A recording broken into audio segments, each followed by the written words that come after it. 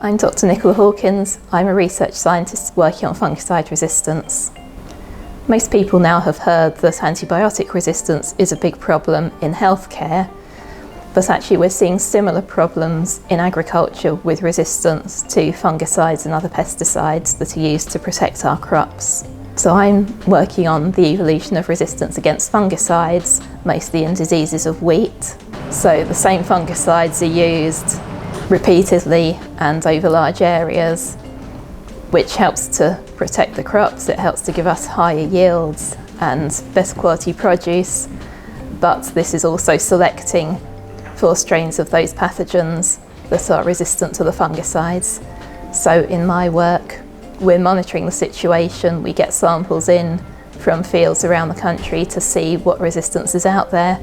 And I also have a new project now where we're trying to get one step ahead of the pathogens in the field by experimentally evolving resistance in the lab to see what might happen next, so we're ready for it.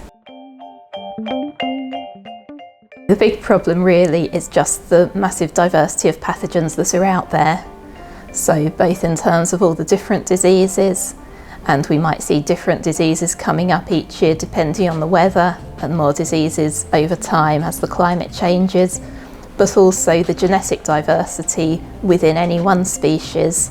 So a fungus might evolve to overcome varieties of plants that were resistant before, and they might evolve to overcome the fungicides that were controlling them before.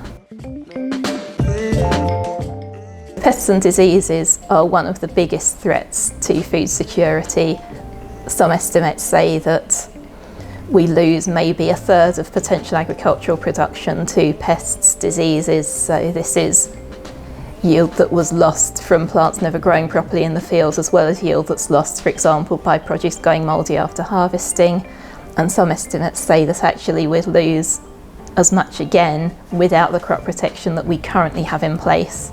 But with these fast evolving pathogens, there is a constant risk both to the crop protection we already have in place, but also as new tools come online. It's a bit of a cliche to say there is no silver bullet in crop protection, but what this means is whatever wonderful new crop protection tool that comes along, if you rely exclusively on that one thing, then actually you're just really strongly selecting for any pests or pathogens that can overcome it.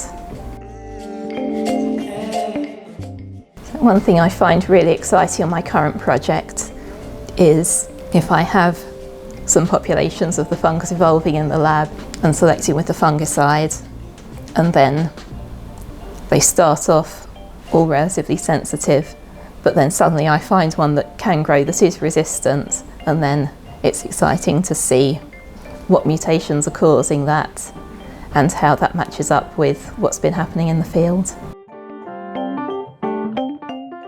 At Niab, you're surrounded by crop scientists all working on their own area, but all towards this common goal of sustainable agriculture.